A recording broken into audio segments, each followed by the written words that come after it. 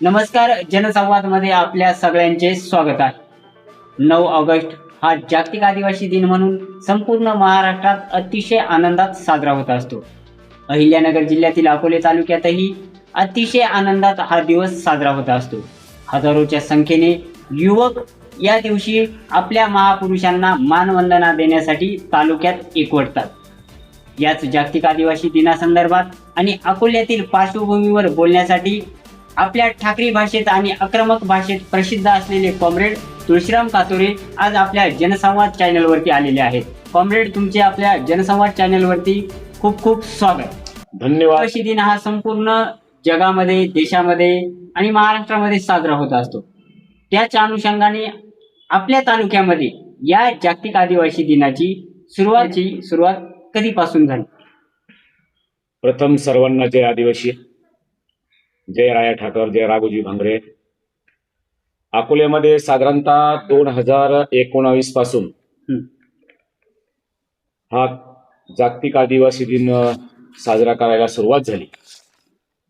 साजरा करण्याच्या कारण अनेक होते.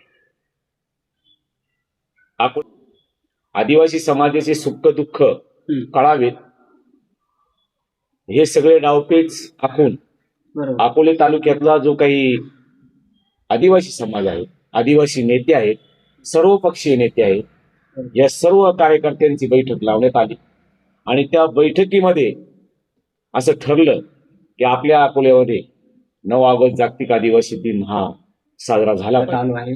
आपल्या तालुक्यात आपण पाहत आहोत. परंतु सुरुवातीचा कालखंड आणि आत्ताचा कालखंड हा जर आपण पाहिला तर मूळ संकल्पना जी जागतिक आदिवासी दिनाची मूळ संकल्पना आहे ती कुठेतरी लोप पावताना आपल्याला दिसते का आता? अत्यंत महत्वाचा मुद्दा आहे संदीप भाऊ. तुम्ही अत्यंत इतका महत्वाचा मुद्दा मांडला. आपण बघतोय बरोबर. महात्मा फुले चौकापासून तर नवलेवाडी फाट्यापर्यंत जी काही बॅनरबाजी सुरू आहे त्या बॅनरबाजीवर क्रांतिकारकांचे कमी फोटो आणि राजकीय नेत्यांचे मात्र जास्त फोटो. म्हणजे मला तर असं वाटतं की क्रांतिकारकांना हे आदिवासी नेते कमी लेखायला सुरुवात झालेली. त्याचं कारण असं आहे की कुठेतरी एका कोपऱ्यामध्ये क्रांतिकारकांचा फोटो आणि यांचे मात्र इतके मोठे फोटो आहेत की अकोल्यात बॅनर लावायला जागा नाही. मग याच्यातून नक्की हे संदेश, हे आदिवासी नेते समाजाला नक्की संदेश काय देऊन बघताय, हा एक प्रश्न निर्माण होतोय. दुसरी गोष्ट, महात्मा फुले चौकापासून तर नवलेवाडीपर्यंत अनेक रस्त्याच्या कडेला हॉस्पिटल आहे आणि त्या हॉस्पिटलमध्ये अनेक पेशंटचे काहींचे ऑपरेशन केले असतात, काही डिलिव्हरीचे पेशंट असतात, काही बीपीच्या आजाराचे पेशंट असतात, ऍडमिट पेशंट असतात. तर ज्यावेळेस ही रॅली सुरू होते त्या ठिकाणी इतका कर्कश डिजेनचा आवाज असतो की अक्षरशः कानात बोळे जरी घातले तरी सुद्धा माणूस हलतोय. तर याच्यावर नियंत्रण आलं पाहिजे. नियंत्रण असणं खूप गरजेचं आहे. कारण एखादा नेता ज्यावेळेस येतो त्याला असं वाटतंय की माझा आवाज जास्त असला पाहिजे, दुसरा येतो त्याला वाटतं त्याच्यापेक्षा माझा आवाज जास्त असला पाहिजे. आणि ह्या सगळ्या रणधुमाळीमध्ये हा जो काही इथं खेळ सुरू आहे, या खेळाला आपण म्हणत नाही कार्यक्रम बंद झाले पाहिजे, परंतु हे सगळं होत असताना कुठंतरी आजूबाजूच्या सुद्धा परिस्थितीचा अनुभव घेतला पाहिजे, अंदाज घेतला पाहिजे आणि त्या पद्धतीनं पुढे कार्यक्रम आपण घेतले पाहिजे. यातून आपली संस्कृती जी आहे मूळ ती कुठेतरी लोप पावते असं नाही वाटत का तुम्हाला? फार एकदम संदीप भाऊ, तो हा मुद्दा जो मांडलाय तो फार एकदम चांगला मुद्दा आहे. काय झालं, ज्यावेळेस आम्ही सुरुवातीला 9 ऑगस्ट अकोल्यात सुरुवात केली कार्यक्रम घ्यायला, बरोबर. त्यावेळेस सांस्कृतिक कार्यक्रम, आदिवासी नृत्य, वेगवेगळं आदिवासी समाजाचं पोशाख, बरोबर. त्याच्यानंतर आदिवासी वाद्य, अनेक कलाकृती त्यावेळेस आम्ही सादर करायचो. आणि वेगवेगळ्या गावातून पण लोक यायचे आणि ते इथं सादर करायचे. बरोबर.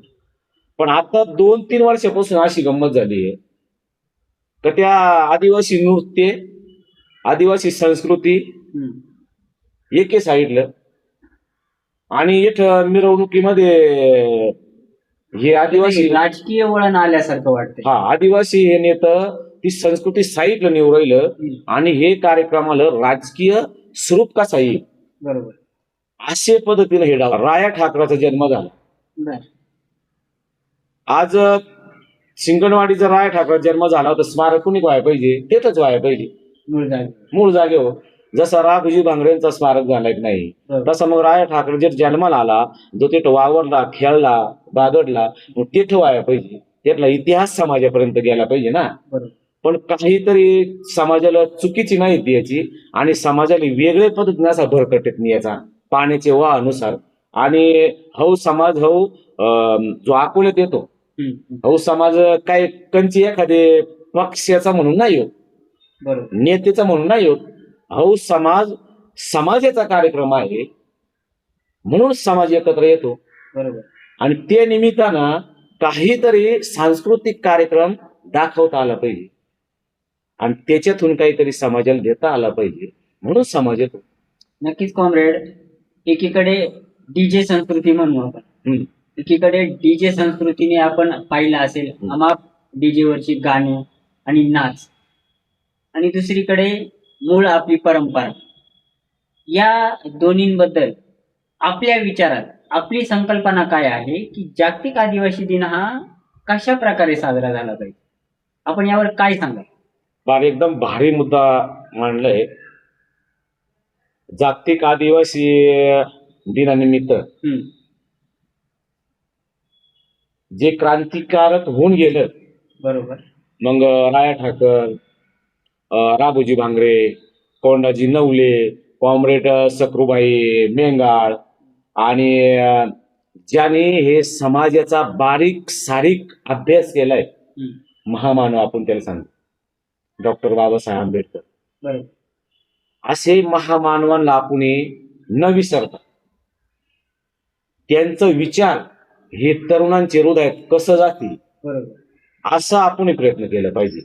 आणि आमचा सगळ्यांचा प्रयत्नात म्हणजे राया ठाकर फाउंडेशन महाराष्ट्र राज्याचे तालुका अध्यक्ष अक्षय उघडे, सह्याद्री आदिवासी ठाकर समाज संघटनेचं जे काही प्रयत्न चालू आहे का, हे जे आदिवासी समाजाचं इतर जातीचं समजा जे काही होतं क्रांतीवीर, त्यांचं विचार हे समाजात कसं आपल्याला नेता येते हे आमचं हे संघटनेच्या वतीने प्रयत्न चालू आहेत आणि ते आम्ही तरुणांपर्यंत पोहोचवण्याचं काम करणार.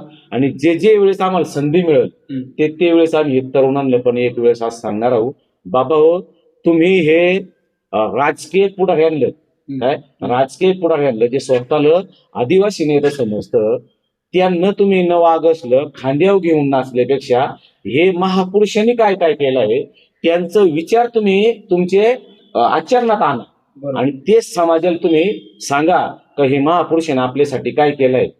ते महापुरुषांचा विचार जोपर्यंत आपल्याला पटत नाही, जोपर्यंत आपण घेतो नाही, तोपर्यंत हे नको तिने त्यांना खांद्यावर घ्यायचा आणि त्यांचा मठेपण करण्यासाठी त्यांचं टी-शर्ट घालायचं, नको ते स्वतःचं खिसं भरायचं. आणि जो माझा तरुण वर्ग एक अकोल्यात येतो, सकाळ साक्षरचा तो उपाशी तापाशी येतो, अख्खे दिवसभर प्रत्येक ठिकाणी कार्यक्रम चालू होतं, प्रत्येक ठिकाणी तरुण वर्ग समाज जातो देखायला. आणि ते ठिकाणी पण असं काही सांस्कृतिक कार्यक्रम राहतो अत्यंत देखण्यासारखं. पण ते सुद्धा काय होतं हे पुढाऱ्यांना वाटत मालच भाषण करायला मिळालं पाहिजे, ते सुद्धा चढवड होते आणि सांस्कृतिक आदिवासी सांस्कृतिक कार्यक्रम जवळ होतं ना ते काही वगळलं जातं, ते दाखवलं जात नाही का हे पुढाऱ्यांना संधी मिळत नाही म्हणून. नक्कीच कॉम्रेड. गेल्या वर्षीही आपण पाहिलं असेल आपल्या माकपच्या वतीने एक वेगळी परंपरा आपण तालुक्यात गेल्या वर्षी पाहिली आपण गेल्या वर्षी पुस्तकांचा स्टॉल आणि काही वृक्षारोपण जो संकल्प तुम्ही आज अकोल्यात आणून पाहत आहे, तर या संदर्भात याही वर्षी असं काही तुमच्याकडून समाज उपयोगी कार्यक्रम हाती घेतलेले आहेत का? मार्क्सवादी कम्युनिस्ट पक्षाच्या वतीनं मागच्या वर्षी अकोले तालुक्यातून वेगवेगळ्या ठिकाणावरून इतर तालुक्यातूनही जो समाज येतो हं. त्या समाजाच्या कार्यकर्त्यांना समाजाला क्रांतिकारकांबद्दल ज्ञान असावं, त्यांनी काय केलं पाहिजे, कसं केलंय समाजासाठी याचं ज्ञान येण्यासाठी मार्क्सवादी कम्युनिस्ट पक्षाच्या वतीनं पुस्तकांचा स्टॉल लावला जातो. त्याच्यामध्ये त्यांना सगळ्यांना आव्हान करायचंय का तुम्ही अकोल्यात नक्की या, हं. शिस्तीचं पालन करा. नक्की. अकोल्यात आल्यानंतर तुम्ही हं. धांगड धिंगा न करता बरोबर. विचारवंतांच्या आणि क्रांतिकारकांच्या लाईनीत उभ्या. नक्की. आम्ही तुमच्यासाठी खास पक्षाच्या वतीनं त्या ठिकाणी स्टॉल लावणार आहोत नक्कीच. आणि काही वृक्ष हं. रोप सुद्धा त्या ठिकाणी वितरित करणार आहोत. वर्षभरामध्ये जर तुम्ही ते रोप नेलं हं. तर वर्षभर किती मोठं केलं त्या वृक्षात बघितल्यानंतर तुम्हाला सगळ्या आठवणी जाग्या होतील. म्हणून अकोल्यात आल्यानंतर पहिल्यांदा त्या स्टॉलला भेट द्या आणि त्याचा संधीचा फायदा घ्या. नक्कीच कॉम्रेड, अतिशय चांगली संकल्पना तुमची आहे. कॉम्रेड, शेवटी जाता जाता एक शेवटचा प्रश्न आपण घेऊयात. कॉम्रेड, तालुक्यातील आणि महाराष्ट्रातील तमाम तरुणांना या जागतिक आदिवासी दिनानिमित्त तुम्ही थोडक्यात काय संदेश द्याल? फार पक्का भारी मुद्दा आहे. असं ऐकलंय का अकोल्यात 9 ऑगस्ट जागतिक आदिवासी दिन मोठा उत्सवात साजरा होतो. हं. तो उत्सव साजरा होऊ नये म्हणून काही राजकीय पुढाऱ्यांनी हं. तो समाज कसा रोखता येईल म्हणून ठिकठिकाणी काही रास्ता रोको ठेवलं. बरं. मला ते पुढाऱ्यांना हे सांगायचं आहे का आदिवासी झोपतून जाग झालं नाही, अचानक उठलं नाही ना. हं. वर्षभरात सगळ्यांना माहीत राहतं का 9 ऑगस्ट जागतिक आदिवासी दिवस किती तारखेला होतो, कंची वारीला होतो, हे सगळ्यांना माहीत राहतं. बरं. मग तुम्ही तेच दिवशी का रास्ता रोको ठेवलं, तुम्ही तेच दिवशी का मोर्चा ठेवलं. आपण वर्षभर आंदोलन मोर्चा करीतच राहतो. तुम्ही एक दिवस जर आदिवासींसाठी देऊ शकत नसतं, एक दिवस तुम्ही आदिवासींच्या सणात सामील होऊ शकत नसतं, एक दिवस जर तुम्ही आदिवासींच्या सुखात आनंदात सामील होऊ शकत नसतं, तर तुमचं विचार चुकीच्या पद्धतीने चाललं.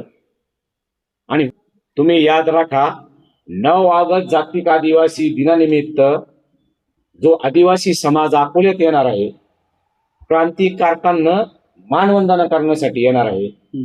जर तुम्ही क्रांतिकारकांना मानवंदना करण्यासाठी जर रोखणार असाल तर आम्ही आदिवासी समाजाच्या वतीनं तुमचा जाहीर धिक्कार करतो. आणि सगळ्यात महत्वाची गोष्ट, हं.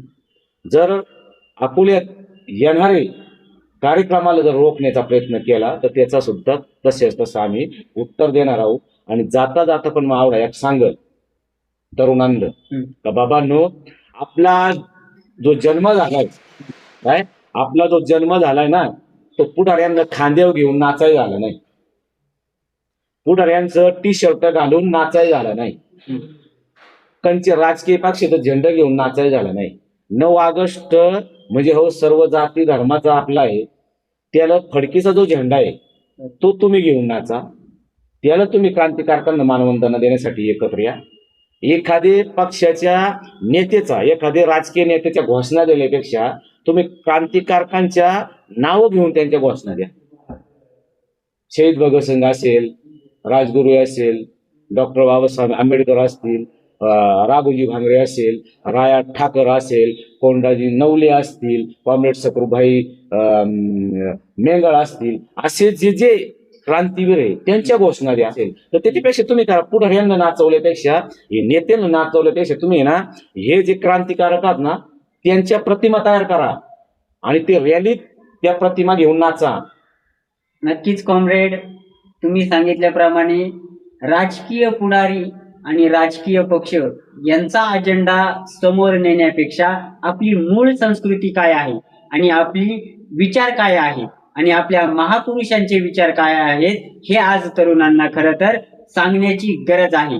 कॉम्रेड, आपण आपल्या चॅनलवरती वेळ दिलात आणि आपले रोखठोक मत या ठिकाणी मांडलेत, त्याबद्दल जनसंवाद तर्फे आपले खूप खूप आभारी आणि खूप खूप धन्यवाद.